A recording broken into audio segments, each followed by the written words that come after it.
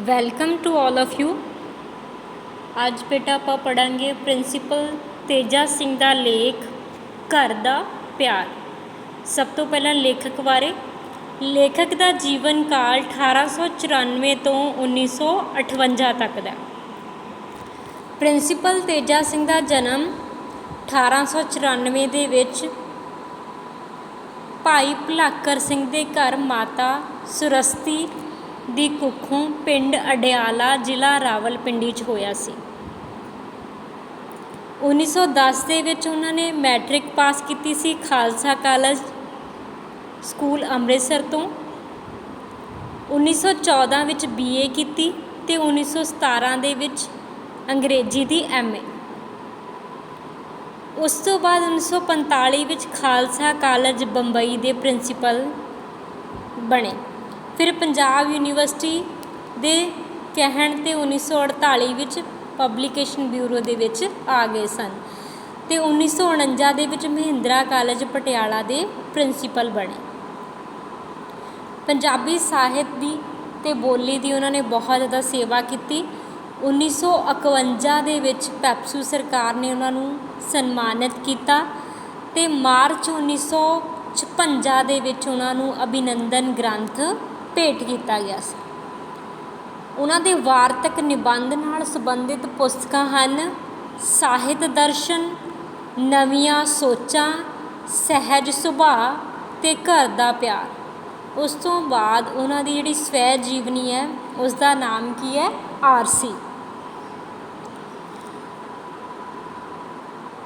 ਉਹਨਾਂ ਦੇ ਨਿਬੰਧਾਂ ਦੀ ਵਿਸ਼ੇਸ਼ਤਾ ਇਹ ਹੈ ਕਿ ਜਾਣਕਾਰੀ ਭਰਪੂਰ ਨੇ ਪਰ ਬੋਝਲ ਨਹੀਂ ਬਣਦੇ, ਕਿਸੇ ਕਿਸਮ ਦਾ ਭਾਰੀਪਨ ਪੜ੍ਹਨ ਵਾਲਿਆਂ ਦੇ ਦਿਮਾਗ 'ਤੇ ਨਹੀਂ ਪਾਉਂਦੇ।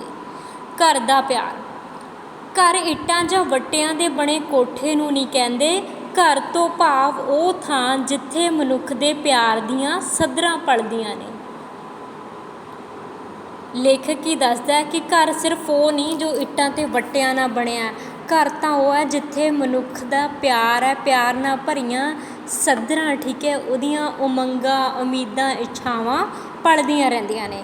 ਜਿੱਥੇ ਬਾਲਪਨ ਵਿੱਚ, ਜਿੱਥੇ ਬਚਪਨ ਵਿੱਚ ਭੈਣ ਅਤੇ ਭਰਾ ਕੋਲੋਂ ਲਾਡ ਲਿਆ ਹੁੰਦਾ ਹੈ, ਪਿਆਰ ਲਿਆ ਹੁੰਦਾ ਹੈ। ਜਿੱਥੇ ਜਵਾਨੀ ਵਿੱਚ ਸਾਰੇ ਸੰਸਾਰ ਨੂੰ ਗਾਹ ਕੇ, ਸਾਰੇ ਜਹਾਨ ਨੂੰ ਗਾਹ ਕੇ ਮੀਨਸ ਸਾਰੇ ਸੰਸਾਰ ਨੂੰ ਘੁੰਮ ਕੇ, ਲਿਤਾੜ ਕੇ, ਖੱਟੀ ਕਮਾਈ ਕਰਕੇ, ਖੱਟੀ ਕਮਾਈ, ਮਿਹਨਤ ਦੀ ਕਮਾਈ ਕਰਕੇ ਮੁੜ ਆਉਣ ਨੂੰ ਜੀਅ ਕਰਦਾ ਹੈ। ਜਿੱਥੇ ਬੁਢੇਪੇ ਵਿੱਚ ਬਹਿ ਕੇ ਸਾਰੇ ਜੀਵਨ ਦੇ ਝਮੇਲਿਆਂ, ਕੰਮਾਂ ਕਾਰਾਂ ਤੋਂ ਮਿਲੀ ਬਿਹਲ ਨੂੰ ਆਰਾਮ ਨਾਲ ਕੱਟਣ ਵਿੱਚ ਸਵਾਦ ਆਉਂਦਾ। ਜਿਵੇਂ ਬਚਪਨ ਵਿੱਚ ਮਾਂ ਦੀ ਝੋਲੀ ਮੀਨ ਮਾਂ ਦੀ ਗੋਦੀ ਵਿੱਚ ਆਉਂਦਾ ਸੀ। ਘਰ ਮਨੁੱਖ ਦੇ ਨਿੱਜੀ ਬਲਬਲਿਆਂ ਅਤੇ ਸ਼ਖਸੀ ਰਹਿਣੀ ਦਾ ਕੇਂਦਰ ਹੈ, ਠੀਕ ਹੈ। ਮਨੁੱਖ ਦੇ ਨਿੱਜੀ ਬਲਬਲੇ ਅਤੇ ਸ਼ਖਸੀ ਰਹਿਣੀ ਦਾ ਕੇਂਦਰ ਕੀ ਹੈ? ਘਰ ਹੈ। ਉਸ ਦੇ ਆਚਰਣ ਬਣਾਉਣ ਵਿੱਚ ਜਿੱਥੇ ਸਮਾਜਿਕ ਅਤੇ ਮੁਲਕੀ ਆਲੇ ਦੁਆਲੇ ਦਾ ਅਸਰ ਹੈ, ਉੱਥੇ ਘਰ ਦੀ ਚਾਰ ਦੀਵਾਰੀ ਅਤੇ ਇਸ ਦੇ ਅੰਦਰ ਦੇ ਹਾਲਤ ਦਾ ਅਸਰ ਵੀ ਘੱਟ ਕੰਮ ਨਹੀਂ ਕਰਦਾ। ਸਗੋਂ ਮਨੁੱਖ ਦਾ ਆਚਰਣ ਬਣਦਾ ਹੀ ਘਰ ਵਿੱਚ ਹੈ। ਇਹੋ ਉਸ ਦੀਆਂ ਰੁਚੀਆਂ ਅਤੇ ਸੁਭਾਅ ਦਾ ਸੰਚ ਹੈ। ਮਨੁੱਖ ਦੀਆਂ ਰੁਚੀਆਂ ਅਤੇ ਸੁਭਾਅ ਦਾ ਸਾਂਝਾ ਕੀ ਹੈ? ਘਰ ਹੈ।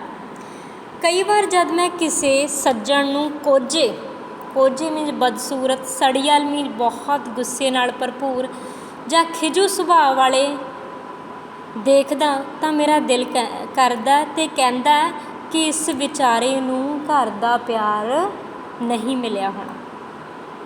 ਇੱਕ ਮੇਰੇ ਜਾਣਕਾਰ ਬਿਰਧ ਬੀਬੀ ਹਨ। ਬਿਰਧ ਬੀਬੀ ਬਜ਼ੁਰਗ ਬੀਬੀ ਨੇ ਜੋ ਨੇਕੀ ਅਤੇ ਉਪਕਾਰ ਦੀ ਪੁਤਲੀ ਨੇ, ਕਿ ਨੇਕੀ ਕਰਦੇ ਨੇ ਅਤੇ ਦੂਜਿਆਂ ਦਾ ਭਲਾ ਕਰਦੇ ਨੇ।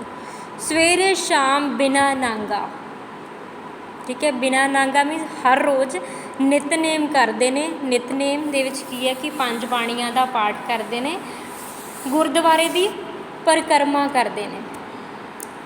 ਕਿਸੇ ਦੇ ਦੁੱਖ ਨੂੰ ਦੇਖ ਕੇ ਕਦੀ ਜਰ ਨਹੀਂ ਸਕਦੇ, ਜਰ ਮੀਨਸ ਸਹਿ ਨਹੀਂ ਸਕਦੇ। ਬਲਬਲਾ ਉਹਨਾਂ ਦਾ ਇੰਨਾ ਕੋਮਲ ਅਤੇ ਪਵਿੱਤਰ ਹੈ।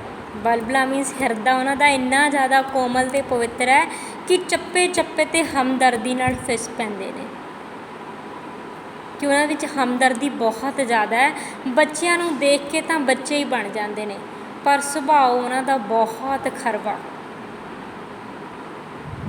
ਖਰਵਾ ਮੀਨਸ ਬਹੁਤ ਜ਼ਿਆਦਾ ਗੁੱਸੇਖੋਰ ਨੇ। ਉਹ ਨਿੱਕੀ ਨਿੱਕੀ ਗੱਲ 'ਤੇ ਖਿਝ ਪੈਂਦੇ ਨੇ, ਗੁੱਸੇ 'ਚ ਆ ਕੇ ਆਪੇ ਤੋਂ ਬਾਹਰ ਹੋ ਜਾਂਦੇ ਨੇ।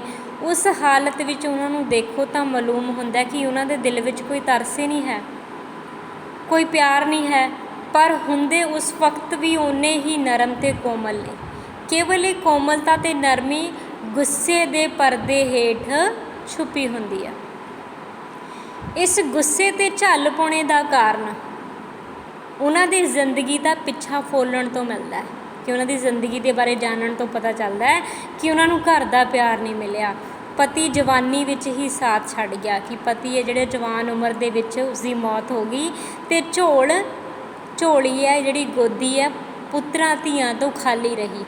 ਕਿਸੇ ਨੇ ਨਿੱਕੀਆਂ ਬਾਹਾਂ ਗਲ ਵਿੱਚ ਪਾ ਕੇ ਨਹੀਂ ਆਖਿਆ, ਬੇਜੀਓ ਮੈਂ ਕਿੱਡਾ ਸੋਹਣਾ ਵਾਂ। ਵੀ ਕਿਸੇ ਬੱਚੇ ਨੇ ਉਹਨਾਂ ਨੂੰ ਛੋਟੀਆਂ ਨਿੱਕੀਆਂ ਬਾਹਾਂ ਨਾਲ ਇੱਕਦਮ ਆ ਕੇ ਗਲਵੱਕੜੀ ਵਿੱਚ ਲੈ ਕੇ ਨਹੀਂ ਕਿਹਾ ਕਿ ਬੇਬੇ ਜੀ ਮੈਂ ਕਿੰਨਾ ਸੋਹਣਾ ਲੱਗਦਾ। ਮੈਂ ਕਈ ਵਾਰ ਵੱਡੇ ਕਥੱਕੜ ਦੇਖੇ ਨੇ। ਕਥੱਕੜ ਮੀਨਸ ਕੀ ਹੁੰਦੇ ਨੇ? ਕਥਾ ਕਰਨ ਵਾਲੇ, ਜੋ ਬਾਹਰ ਪੰਡਾਲਾਂ ਵਿੱਚ ਕਥਾ ਕਰਦਿਆਂ ਜਾਂ ਵਖਿਆਨ ਦਿੰਦਿਆਂ ਲੋਕਾਂ ਨੂੰ ਆਪਣੀ ਸਿਆਣਪ ਅਤੇ ਵਿੱਦਿਆ ਦੇ ਚਮਤਕਾਰ ਦੱਸ ਕੇ ਹੈਰਾਨ ਕਰ ਦਿੰਦੇ ਨੇ। ਪਰ ਜੇ ਕੋਈ ਦੁਖੀਆ ਜਾਂ ਲੋੜਵੰਦ ਉਹਨਾਂ ਦੇ ਦਰ 'ਤੇ ਜਾ ਖੜੋਵੇ ਤਾਂ 4-4 ਘੰਟੇ ਸ਼ਾਇਦ ਮੁਲਾਕਾਤ ਲਈ ਉਡੀਕਣਾ ਪਵੇ, ਅਤੇ ਜੇ ਮਿਲਣ ਵੀ ਤਾਂ ਉਹਨਾਂ ਦਾ ਦਿਲ ਹਮਦਰਦੀ ਨਾਲ ਨਹੀਂ ਪੰਗਰਦਾ ਮੀਨਸ ਪਿਘਲਦਾ, ਕਿ ਉਹਨਾਂ ਦੇ ਮਨ ਦੇ ਵਿੱਚ ਕੋਈ ਹਮਦਰਦੀ ਨਹੀਂ ਹੁੰਦੀ। ਅੱਖਾਂ ਨਮਰੂਦ ਦੀ ਕਬਰ ਵਾਂਗ ਸਦਾ ਸੁੱਕੀਆਂ ਹੀ ਰਹਿੰਦੀਆਂ ਨੇ। ਨਮਰੂਦ ਇੱਕ ਇਨਸਾਨ ਸੀ ਜੋ ਆਪਣੇ ਆਪ ਨੂੰ ਰੱਬ ਮੰਨ ਲੈਂਦਾ ਸੀ। ਤਰਸ ਜਾਂ ਪਿਆਰ ਨਾਲ ਸਜਲ ਨਹੀਂ ਹੁੰਦੀਆਂ, ਕਿ ਉਹਨਾਂ ਦੀਆਂ ਅੱਖਾਂ ਦੇ ਵਿੱਚ ਪਿਆਰ ਨਹੀਂ ਹੁੰਦਾ, ਤਰਸ ਨਹੀਂ ਹੁੰਦਾ। ਐਡੀ ਕਰੜਾਈ ਦਾ ਕਾਰਨ ਕੀ ਹੈ? ਕਿ ਇੰਨਾ ਕੈੜੇ ਸੁਭਾਅ ਦਾ ਕਾਰਨ ਕੀ ਹੈ? ਕੇਵਲ ਇਹ ਕਿ ਇਹੋ ਜਿਹੇ ਸੱਜਣ ਦੀ ਵਹੁਟੀ ਕਿਹਾ ਕਰਦੀ ਹੈ, ਭਾਈ ਹੋਰੀ ਆਪਣੀ ਸਾਰੀ ਜ਼ਿੰਦਗੀ ਹੈਂਡ ਬੈਗ ਨਾਲ ਮੋਟਰਾਂ ਗੱਡੀਆਂ ਦੇ ਸਫ਼ਰ ਵਿੱਚ ਹੀ ਟਪਾ ਦਿੰਦੇ ਨੇ। ਭਾਵ ਕਿ ਉਹ ਘਰ ਦੇ ਵਿੱਚ ਆਪਣਾ ਜਿਹੜਾ ਸਮਾਂ ਨਹੀਂ ਗੁਜ਼ਾਰਦੇ, ਇਸ ਕਰਕੇ ਉਹਨਾਂ ਦੀ ਜ਼ਿੰਦਗੀ ਹੈ ਉਹ ਇਸ ਤਰ੍ਹਾਂ ਹੋ ਜਾਂਦੀ ਹੈ। ਉਹਨਾਂ ਵਿੱਚ ਘਰ ਦਾ ਪਿਆਰ ਨਹੀਂ ਹੁੰਦਾ, ਇਸ ਲਈ ਉਹਨਾਂ ਦੀ ਜ਼ਿੰਦਗੀ ਰਸ ਤੋਂ ਖਾਲੀ ਕੋਰੀ ਜਿਹੀ ਹੁੰਦੀ ਹੈ। ਕੋਰੀ ਮੀਨਸ ਜਿਵੇਂ ਆਪਾਂ ਕਹਿੰਦੇ ਹਾਂ ਕੋਰਾ ਕਾਗਜ਼, ਜਿਸ 'ਤੇ ਬਿਲਕੁਲ ਵੀ ਕੁਛ ਨਹੀਂ ਲਿਖਿਆ ਹੁੰਦਾ। ਇਹੋ ਜਿਹੇ ਉਪਦੇਸ਼ਕ ਅਤੇ ਲਿਖਾਰੀ ਵੱਡੇ ਗੁਰੂਆਂ ਅਤੇ ਪੈਗੰਬਰਾਂ ਦੇ ਜੀਵਨ ਵੀ ਆਪਣੇ ਨਮੂਨੇ ਉੱਤੇ ਢਾਲਦੇ ਨੇ, ਕਿ ਆਪਣੇ ਸੋਚ ਦੇ ਮੁਤਾਬਿਕ ਦੱਸਦੇ ਨੇ ਉਹ ਗੁਰੂਆਂ ਦੇ ਜੀਵਨ ਬਾਰੇ, ਪੀਰਾਂ ਪੈਗੰਬਰਾਂ ਦੇ ਜੀਵਨਾਂ ਬਾਰੇ। ਉਹਨਾਂ ਮਹਾਂਪੁਰਖਾਂ ਨੂੰ ਆਪਣੇ ਜਿਹੇ ਕੋਰੇ ਅਤੇ ਘਰੋਗੀ ਪਿਆਰ ਤੋਂ ਸੱਖਣੇ ਬਣਾ ਕੇ ਦੱਸਦੇ ਨੇ। ਘਰੋਗੀ ਪਿਆਰ ਮੀਨਸ ਘਰ ਦਾ ਪਿਆਰ ਤੋਂ ਬਿਨਾਂ ਹੀ ਦੱਸ ਦਿੰਦੇ ਨੇ ਕਿ ਇਹਨਾਂ ਨੇ ਘਰ ਦਾ ਪਿਆਰ ਦੇਖਿਆ ਹੀ ਨਹੀਂ। ਗੁਰੂ ਨਾਨਕ ਸਾਹਿਬ ਦਾ ਜੀਵਨ ਇਉਂ ਦੱਸਦੇ ਨੇ ਜਿਵੇਂ ਉਹ ਕਦੀ ਤੋਤਲੀਆਂ ਗੱਲਾਂ ਕਰਨ ਵਾਲੇ ਬਚਪਨ ਵਿੱਚੋਂ ਲੰਘੇ ਹੀ ਨਹੀਂ ਹੁੰਦੇ। ਕਿ ਗੁਰੂ ਨਾਨਕ ਦੇਵ ਜੀ ਦਾ ਜੀਵਨ ਹੈ, ਜੀਵਨ ਦੇ ਵਿੱਚ ਬਚਪਨ ਦੀ ਗੱਲ ਨੂੰ ਦੱਸਦੇ ਹੀ ਨਹੀਂ ਕਿ ਉਹਦਾ ਬਚਪਨ ਕਿਸ ਤਰ੍ਹਾਂ ਬੀਤਿਆ। ਉਹਨਾਂ ਨੂੰ ਹਮੇਸ਼ਾ ਇੱਕ ਉੱਚ ਇਨਸਾਨ ਬਣਾ ਕੇ ਪੇਸ਼ ਕਰਦੇ ਨੇ। ਬਾਲਪਨ ਤੋਂ ਹੀ ਉਤਨੀਆਂ ਸਿਆਣੀਆਂ ਅਤੇ ਪਰਮਾਰਥ ਦੀਆਂ ਗੱਲਾਂ ਕਰਦੇ ਨੇ ਜਿਤਨੀਆਂ ਕਿ ਵੱਡੀ ਉਮਰ ਦੇ ਵਿੱਚ। ਉਹਨਾਂ ਨੂੰ ਨਹੀਂ ਪਤਾ ਹੁੰਦਾ ਕਿ ਬੱਚਿਆਂ ਦਾ ਭੋਲਾਪਨ ਕੀ ਹੈ। ਅਲਬੇਲੀ ਮੀਨਸ ਅਲੱਗ ਕਿਸਮ ਦੀ ਤਬੀਅਤ, ਭੈਣ ਭਰਾ ਦਾ ਪਿਆਰ, ਲਾਡ ਅਤੇ ਰੁਸੇਵੇਂ। ਲਾਡ ਮੀਨਸ ਪਿਆਰ, ਰੁਸੇਵੇਂ ਰੁੱਸਣਾ ਮਹਾਂਪੁਰਖਾਂ ਦੀ ਬਣਤਰ ਲਈ ਓਨੇ ਹੀ ਜ਼ਰੂਰੀ ਨੇ ਜਿੰਨੇ ਆਮ ਮਨੁੱਖ ਲਈ। ਵੀ ਸਾਰਾ ਕੁਛ ਇਹ ਪੀਰਾਂ ਪੈਗੰਬਰਾਂ ਗੁਰੂਆਂ ਦੇ ਜੀਵਨ ਵਿੱਚ ਵੀ ਹੁੰਦਾ। ਇਸ ਤਜਰਬੇ ਵਿੱਚ ਲੰਘਣ ਨਾਲ ਖਿਆਲਾਂ, ਬਲਬਲਿਆਂ ਅਤੇ ਅਮਲਾਂ ਦੀ ਉਸਾਰੀ ਕੁਦਰਤ ਤੌਰ 'ਤੇ ਹੁੰਦੀ ਹੈ। ਜਿਨ੍ਹਾਂ ਦੀ ਜ਼ਿੰਦਗੀ ਸਧਾਰਨ ਬਣਨੀ ਹੁੰਦੀ ਹੈ, ਉਹਨਾਂ ਨੂੰ ਬਚਪਨ ਦਾ ਇਹ ਤਜਰਬਾ ਸੰਸਾਰ ਦੇ ਆਮ ਕੰਮਾਂ ਲਈ ਤਿਆਰ ਕਰਦਾ। ਜਿਨ੍ਹਾਂ ਨੇ ਪੂਰਨਤਾ ਪ੍ਰਾਪਤ ਕਰਨੀ ਹੁੰਦੀ ਹੈ, ਪੂਰਨਤਾ ਮੀਨਸ ਪਰਫੈਕਟ ਬਣਨਾ ਹੁੰਦਾ, ਉਹਨਾਂ ਲਈ ਘਰ ਦਾ ਪਿਆਰ, ਮਾਪਿਆਂ ਤੋਂ ਉਦਰੇਵਾਂ ਅਤੇ ਰੋਸਾ, ਭੈਣਾਂ ਦਾ ਥਾਂ 'ਤੇ ਵੀਰਾਂ ਨੂੰ ਬਚਾਉਣਾ ਇੱਕ ਅਜਿਹੇ ਚੌਗਿਰਦਾ ਬਣਾ ਰੱਖਦਾ ਜਿਸ ਤੋਂ ਉਹਨਾਂ ਦੇ ਵਲਵਲੇ ਉੱਚੇ ਸਾਈਂ ਦੇ ਪਿਆਰ ਵੱਲ ਪ੍ਰੇਰੇ ਜਾਂਦੇ ਹਨ। ਉੱਚਾ ਸਾਈਂ ਮੀਨਸ ਪਰਮਾਤਮਾ ਦੇ ਪਿਆਰ ਵੱਲ ਭੱਜਦੇ ਹਨ, ਅਤੇ ਸਿੱਕਾ ਸਿੱਕਣ 'ਤੇ ਕੁਰਬਾਨੀਆਂ ਕਰਨ ਦੀ ਜਾਚ ਆਉਂਦੀ ਹੈ। ਠੀਕ ਹੈ, ਕਿ ਹੌਲੀ ਹੌਲੀ ਉਹਨਾਂ ਨੂੰ ਕੁਰਬਾਨੀਆਂ ਕਰਨ ਦੀ ਸਮਝ ਆ ਜਾਂਦੀ ਹੈ। ਜਿਨ੍ਹਾਂ ਲਿਖਾਰੀਆਂ ਨੇ ਬਚਪਨ ਦੇ ਜ਼ਰੂਰੀ ਤਜਰਬੇ ਨੂੰ ਨਹੀਂ ਸਮਝਿਆ, ਉਹਨਾਂ ਨੇ ਈਸਾ ਦਾ ਜੀਵਨ ਉਹਨਾਂ ਦੇ ਬਚਪਨ ਦਾ ਹਾਲ ਦੇਣ ਤੋਂ ਬਿਨਾਂ ਹੀ ਲਿਖ ਦਿੱਤਾ ਅਤੇ ਬੁੱਧ ਮਹਾਰਾਜ ਅਤੇ ਗੁਰੂ ਨਾਨਕ ਦੇ ਮਾਪਿਆਂ ਦੇ ਆਚਰਣ ਨੂੰ ਬਹੁਤ ਕੋਝੇ ਰੰਗ ਵਿੱਚ ਰੰਗਿਆ, ਬਹੁਤ ਹੀ ਘਟੀਆ ਰੰਗ ਦੇ ਵਿੱਚ ਪੇਸ਼ ਕੀਤਾ।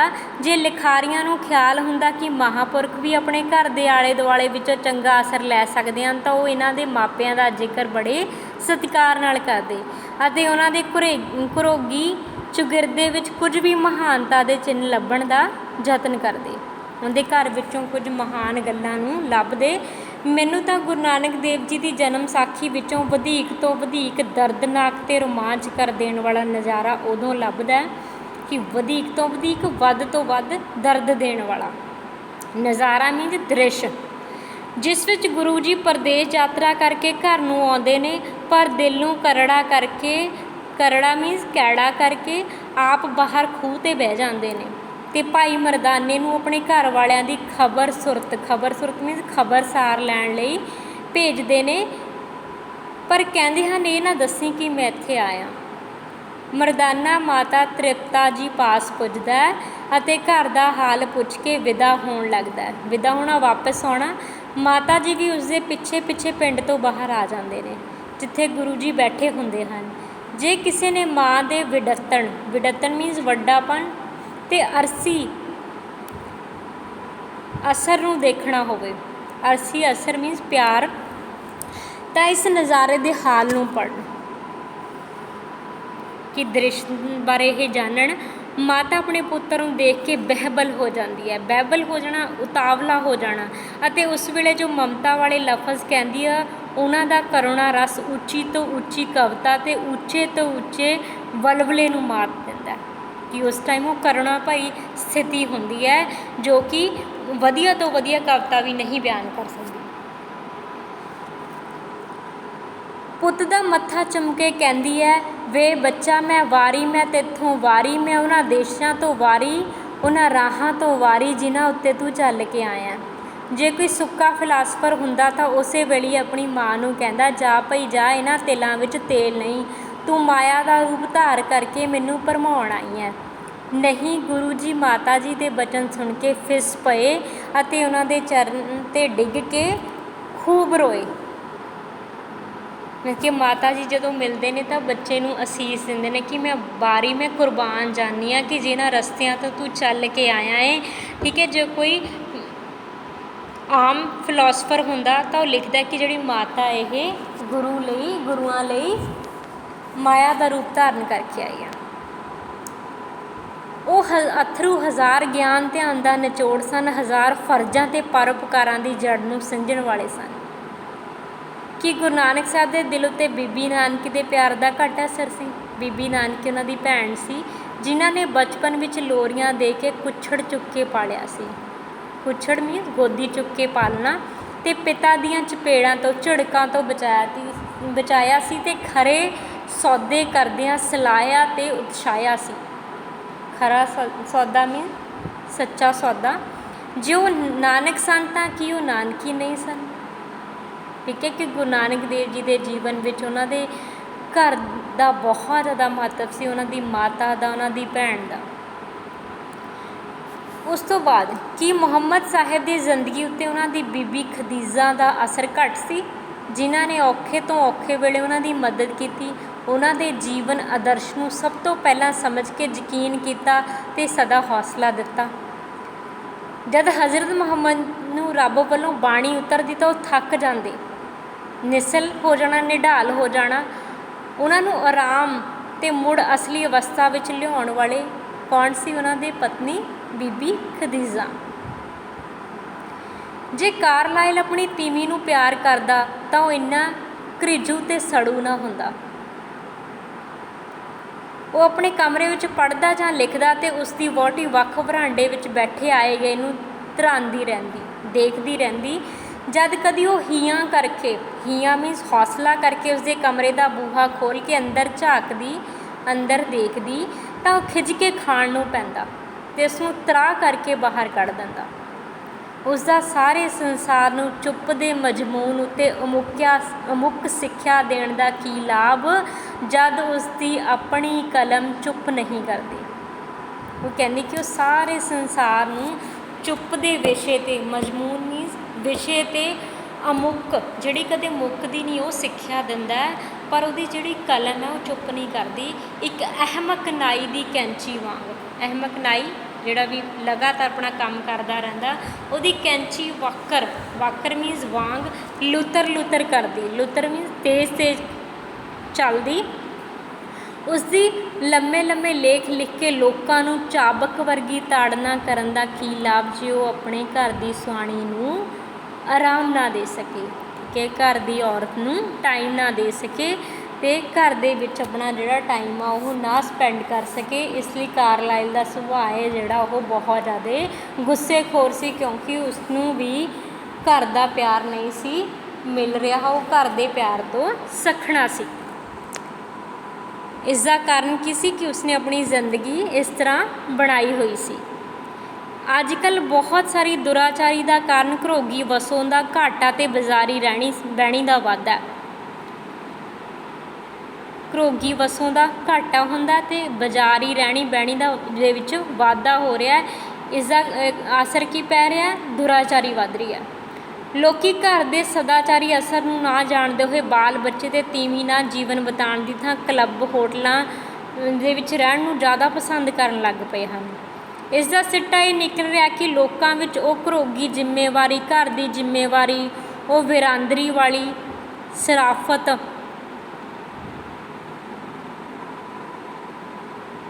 ਅਤੇ ਉਹ ਮਿੱਠਤ ਅਤੇ ਨਿਮਰਤਾ ਵਾਲੇ ਗੁਣ ਘੱਟ ਰਹੇ ਨੇ। ਮਿੱਠਾ ਬੋਲਣਾ, ਨਿਮਰਤਾ ਧਾਰਨ ਕਰਨੀ, ਇਹ ਸਾਰੇ ਗੁਣ ਲੋਕਾਂ ਦੇ ਵਿੱਚ ਘੱਟ ਰਹੇ ਨੇ, ਜੋ ਕੇਵਲ ਘਰੋਗੀ ਆਚਰਣ ਤੋਂ ਹੀ ਉਪਜਦੇ ਨੇ, ਕਿ ਮਨੁੱਖ ਘਰ ਵਿੱਚ ਹੀ ਰਹਿ ਕੇ ਸਿੱਖਦਾ ਇਹੋ ਜਿਹੀਆਂ ਗੱਲਾਂ, ਪਰ ਉਹ ਹੋਟਲਾਂ ਜਾਂ ਹੋਰ ਕਲੱਬਾਂ ਦੇ ਵਿੱਚ ਨਹੀਂ ਸਿੱਖੀਆਂ ਜਾ ਸਕਦੀਆਂ।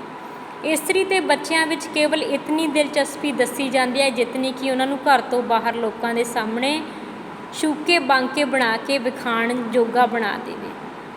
ਇਹ ਬਹੁਤ ਘੱਟ ਦੇਖਿਆ ਜਾਂਦਾ ਹੈ। ਘਰ ਦਾ ਮਾਲਕ ਆਪਣੇ ਘਰ ਦੇ ਬੰਦਿਆਂ ਲਈ ਕੋਈ ਦਿਮਾਗੀ, ਸਦਾਚਾਰਕ ਜਾਂ ਆਤਮਿਕ ਉੱਨਤੀ ਵਾਲੇ ਸਾਧਨ ਇਕੱਠੇ ਕਰਦਾ ਹੋਵੇ, ਜਾਂ ਖੇਡਾਂ, ਪੁਸਤਕਾਂ, ਸਵਾਦੀ ਤਮਾਸ਼ੇ ਜਾਂ ਧਾਰਮਿਕ ਸਿੱਖਿਆ ਦੇ ਸਮਾਨ ਵਧਾਉਣ ਦਾ ਯਤਨ ਕਰਦਾ ਹੋਵੇ। ਸਮਾਨ ਮੀਨਸ ਮੌਕੇ ਪੈਦਾ ਕਰਨ ਦਾ ਯਤਨ ਕਰਨਾ। ਮੁੰਡਿਆਂ ਅਤੇ ਵਿਦਿਆਰਥੀਆਂ ਬਾਬਤ ਵੀ ਸ਼ਿਕਾਇਤ ਕੀਤੀ ਜਾਂਦੀ ਹੈ। ਉਹ ਸਮਾਜਿਕ ਵਰਤੋਂ ਵਿੱਚ ਕੋਰੇ ਜਿਹੇ ਗੈਰ ਜ਼ਿੰਮੇਵਾਰ ਹੋ ਗਏ ਨੇ, ਕਿ ਕੋਈ ਜ਼ਿੰਮੇਵਾਰੀ ਨਹੀਂ ਆਪਣੀ ਸਮਝਦੇ ਅਤੇ ਕੋਈ ਸਦਾਚਾਰ ਦੀਆਂ ਹੱਦਾਂ ਟੱਪ ਜਾਣ ਵਾਲੇ ਹੋ ਜਾਂਦੇ ਨੇ। ਇਸ ਦਾ ਕਾਰਨ ਵੀ ਘਰਾਂ ਨੂੰ ਛੱਡ ਕੇ ਬੋਰਡਿੰਗ ਦੀ ਰਹਿਣੀ ਬਹਿਣੀ ਹੈ। ਠੀਕ ਹੈ, ਵਿਦਿਆਰਥੀ ਕਿਉਂ ਗੈਰ ਜ਼ਿੰਮੇਵਾਰ ਹੋ ਰਹੇ ਨੇ? ਬੋਰਡਿੰਗ ਦੀ ਰਹਿਣੀ ਬਹਿਣੀ ਕਰਕੇ। ਜਿਹੜਾ ਮੁੰਡਾ ਬਚਪਨ ਤੋਂ ਲੈ ਕੇ ਉਮਰ ਦਾ ਚੋਖਾ ਹਿੱਸਾ ਮਾਂ, ਭੈਣ, ਭਰਾ ਅਤੇ ਗੁਆਂਢੀਆਂ ਤੋਂ ਵੱਖਰਾ ਰਹਿ ਕੇ ਬੋਰਡਿੰਗ ਵਿੱਚ ਕੱਢਦਾ, ਉਸ ਵਿੱਚ ਘਰੋਗੀ ਗੁਣ, ਲੱਜਾ ਮੀਨਸ ਸ਼ਰਮ, ਹਮਦਰਦੀ, ਬਰਾਦਰੀ ਦਾ ਸਨਮਾਨ, ਠੀਕ ਹੈ, ਆਪਣੇ ਭਾਈਚਾਰੇ ਦੀ ਸਤਿਕਾਰ ਕਿਸ ਤਰ੍ਹਾਂ ਕਰਨਾ ਨਹੀਂ ਪੈਦਾ ਹੁੰਦੇ।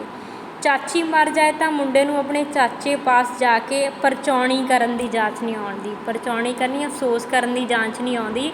ਮਾਂ ਨੂੰ ਨਾਲ ਜਾ ਕੇ ਕਹਿਣਾ ਪੈਂਦਾ ਕਿ ਕਾਕਾ ਚਾਚੀ ਲਈ ਅਫਸੋਸ ਕਰਨਾ ਹੈ। ਅਸਲੀ ਧਾਰਮਿਕ ਜੀਵਨ ਦੀ ਨੀਂਹ ਘਰ ਦੀ ਰਹਿਣੀ ਬਹਿਣੀ ਵਿੱਚ ਰੱਖੀ ਜਾਂਦੀ ਹੈ, ਪਰ ਲੋਕਾਂ ਦੀ ਰੁਚੀ ਘਰਾਂ ਵੱਲ ਘੱਟ ਹੋਣ ਕਰਕੇ ਧਾਰਮਿਕ ਰਹਿਣੀ ਵੀ ਇੱਕ ਲੋਕਚਾਰਾ ਬਣ ਗਈ ਹੈ। ਧਰਮ ਘਰਾਂ ਵਿੱਚੋਂ ਨਿਕਲ ਕੇ ਬਾਜ਼ਾਰਾਂ 'ਚ ਆ ਗਿਆ। ਲੋਕ ਧਰਮ ਦੀ ਕਮਾਈ ਬਸ ਇਸੇ ਨੂੰ ਸਮਝਦੇ ਹਨ ਕਿ ਦਿਨ ਤਿਉਹਾਰ ਨੂੰ ਕਿਸੇ ਦੀਵਾਨ 'ਚ ਹਾਜ਼ਰ ਹੋ ਕੇ ਪਾਠ, ਲੈਕਚਰ ਜਾਂ ਅਰਦਾਸ ਨੂੰ ਸੁਣਿਆ ਜਾਵੇ।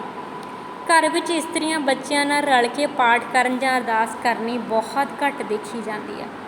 ਪਰ ਅਸਲ ਵਿੱਚ ਧਾਰਮਿਕ ਰੁਚੀ ਕੇਵਲ ਉਸ ਆਦਮੀ ਦੇ ਅੰਦਰ ਪੈਦਾ ਹੋ ਸਕਦੀ ਹੈ ਜੋ ਘਰ ਵਾਲਿਆਂ ਨਾਲ ਰਲ ਕੇ ਕੋਈ ਧਾਰਮਿਕ ਸੰਸਕਾਰ ਕਰਦਾ ਜਾਂ ਆਪਣੇ ਰੱਬ ਨੂੰ ਯਾਦ ਕਰਦਾ। ਜਿਹੜੇ ਲੋਕ ਘਰੋਗੀ ਜੀਵਨ ਛੱਡ ਕੇ ਸਾਧ ਸੰਤ ਬਣ ਕੇ ਧਰਮ ਕਮਾਉਣਾ ਚਾਹੁੰਦੇ ਹਨ, ਉਹਨਾਂ ਲਈ ਉਤਨਾ ਔਖਾ ਜਿਤਨਾ ਕਿ ਉਸ ਕਿਸਾਨ ਲਈ ਜੋ ਜ਼ਮੀਨ ਨੂੰ ਛੱਡ ਕੇ ਹਵਾ ਵਿੱਚ ਬੀਜਣਾ ਚਾਹਵੇ। ਠੀਕ ਹੈ, ਕਿ ਘਰ ਨੂੰ ਛੱਡ ਕੇ ਸਾਧ ਸੰਤ ਬਣ ਕੇ ਧਰਮ ਕਮਾਉਣਾ ਉਨਾ ਹੀ ਔਖਾ ਹੈ ਜੋ ਕਿਸਾਨ ਹੈ, ਜਿਵੇਂ ਉਹ ਜ਼ਮੀਨ ਨੂੰ ਛੱਡ ਕੇ ਹਵਾ 'ਚ ਬੀਜ ਦੇਵੇ ਕਿ ਫਸਲ ਹੋ ਜਾਏਗੀ, ਉਹ ਉਨੀ ਹੀ ਔਖੀ ਹੈ। ਵੱਡੇ ਵੱਡੇ ਮਹਾਂਪੁਰਖ ਅਖਵਾਉਣ ਵਾਲੇ ਜੇ ਗ੍ਰਹਿਸਤ ਤੋਂ ਕੰਨੀ ਕਤਰਾਉਂਦੇ ਸਨ, ਧਾਰਮਿਕ ਜਾਂ ਇਖਲਾਕੀ ਔਕੜ ਪੈਣ 'ਤੇ ਝੱਟ ਡਿੱਗ ਜਾਂਦੇ ਨੇ। ਕਈ ਤਾਂ ਇਸੇ ਡਰ ਤੋਂ ਕਿਧਰੇ ਮਾਇਆ ਵਿੱਚ ਫਸ ਨਾ ਜਾਈਏ ਜੰਮਦਿਆਂ ਹੀ ਕਰਮੰਡਲ ਚੁੱਕ ਕੇ ਬਨਵਾਸ ਕਰਨ ਚਲੇ ਜਾਂਦੇ ਨੇ। ਅੰਤ ਇਹੋ ਜਿਹੀਆਂ ਨੂੰ ਵੀ ਠੀਕ ਰਸਤਾ ਲੱਭਦਾ ਸੀ ਤਾਂ ਗ੍ਰਹਿਸਥੀ ਰਾਜੇ ਜਨਕ ਵਰਗਿਆਂ ਤੋਂ ਵੀ। ਇਸੇ ਲਈ ਸਿੱਖ ਗੁਰੂਆਂ ਨੇ ਘਰੋਗੀ ਜੀਵਨ ਉੱਤੇ ਜ਼ੋਰ ਦਿੱਤਾ, ਕਿਉਂਕਿ ਸਦਾਚਾਰ ਬਣਦਾ ਹੀ ਜੀਵਨ ਤੋਂ ਹੈ ਕਿ ਆਪਾਂ ਸਦਾਚਾਰੀ ਮਨੁੱਖ ਕਿਸ ਤੋਂ ਬਣਦੇ ਹਾਂ, ਜੀਵਨ, ਅਤੇ ਜੀਵਨ ਹੈ ਘਰ ਤੋਂ ਬਿਨਾਂ ਅਸੰਭਵ ਹੈ। ਜਿਸਨੇ ਕਿਸੇ ਵਿਹਾਰ ਵਿੱਚ ਪੈ ਕੇ ਨਿਤ ਬੱਧ ਦਿਆਨਤੀ ਦਾ ਟਾਕਰਾ ਨਹੀਂ ਕੀਤਾ, ਉਸਨੇ ਦਿਆਨਤਦਾਰ ਦੇ ਗੁਣ ਨੂੰ ਕਿਵੇਂ ਸਿਖਾਉਣਾ ਹੋਇਆ। ਇਸੇ ਤਰ੍ਹਾਂ ਜਿਸਨੇ ਪਿਤਾ ਮਾਤਾ ਭੈਣ ਭਰਾ ਪੁੱਤਰ ਧੀ ਬਣ ਕੇ ਇਹਨਾਂ ਔਕੜਾਂ ਦਾ ਮੁਕਾਬਲਾ ਨਹੀਂ ਕੀਤਾ, ਉਸਨੂੰ ਇਹਨਾਂ ਸੰਬੰਧਾਂ ਵਿੱਚ ਪੈਦਾ ਹੋਏ ਗੁਣ ਪਿਤਾ ਪੁਣਾ ਆਦਿ ਕਿਵੇਂ ਆ ਸਕਦੇ ਹਨ। ਪਿਆਰ, ਹਮਦਰਦੀ, ਕੁਰਬਾਨੀ, ਸੇਵਾ ਆਦਿ ਗੁਣ ਕਦੇ ਵੀ ਨਹੀਂ ਸਿੱਖੇ ਜਾ ਸਕਦੇ ਜਦ ਤੱਕ ਮਨੁੱਖ ਘਰ ਦੇ ਸੰਬੰਧੀਆਂ ਨਾਲ ਪਿਆਰ, ਉਹਨਾਂ ਦੀ ਸੰਭਾਲ ਲਈ ਉੱਦਮ ਅਤੇ ਲਿਆਕਤ ਨਾ ਪੈਦਾ ਕਰੇ। ਕਿ ਮਨੁੱਖ ਦੇ ਵਿੱਚ ਇਹ ਚੀਜ਼ਾਂ ਸਾਰੀਆਂ ਘਰ ਤੋਂ ਪੈਦਾ ਹੁੰਦੀਆਂ ਨੇ।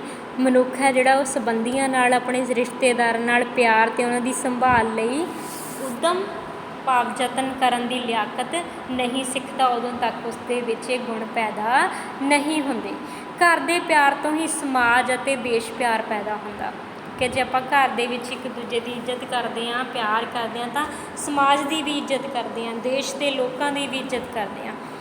ਕੇਵਲ ਉਹੀ ਲੋਕ ਆਪਣੇ ਮੁਲਕ ਉੱਤੇ ਹਮਲੇ ਜਾਂ ਅਤਿਆਚਾਰ ਹੁੰਦੇ ਨਹੀਂ ਸਹਾਰ ਸਕਦੇ ਜਿਨ੍ਹਾਂ ਦੇ ਘਰਾਂ ਨੂੰ, ਟੱਬਰਾਂ ਨੂੰ, ਵਹੁਟੀ ਅਤੇ ਬੱਚਿਆਂ ਨੂੰ ਨੁਕਸਾਨ ਹੋਣ ਦਾ ਖਤਰਾ ਹੁੰਦਾ।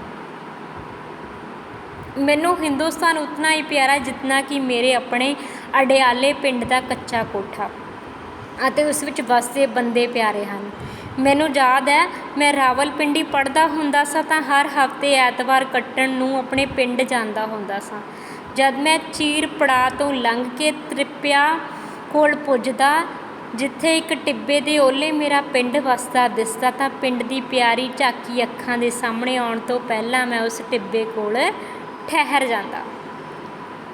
ਠੀਕ ਹੈ, ਚੀਰ ਪੜਾਅ ਅਤੇ ਤ੍ਰਿਪਿਆ ਸਥਾਨਾਂ ਦੇ ਨਾਮ ਨੇ ਕਿ ਉੱਥੋਂ ਮੈਂ ਲੰਘਦਾ ਤਾਂ ਪਿੰਡ ਹੈ ਜਿਹੜਾ ਉਹ ਮੈਨੂੰ ਦਿਸਦਾ, ਤਾਂ ਉੱਥੇ ਟਿੱਬੇ ਕੋਲ ਠਹਿਰ ਜਾਣਾ, ਰੁਕ ਜਾਂਦਾ ਅਤੇ ਦਿਲ ਨੂੰ ਚੰਗੀ ਤਰ੍ਹਾਂ ਤਿਆਰ ਕਰਕੇ ਪਿੰਡ ਝਾਕਣ ਦਾ ਹੀਆ ਕਰਦਾ। ਪਿੰਡ ਦੇਖਣ ਦਾ ਹੀਆ ਕਰਨਾ ਮੀਨਸ ਯਤਨ ਕਰਨਾ।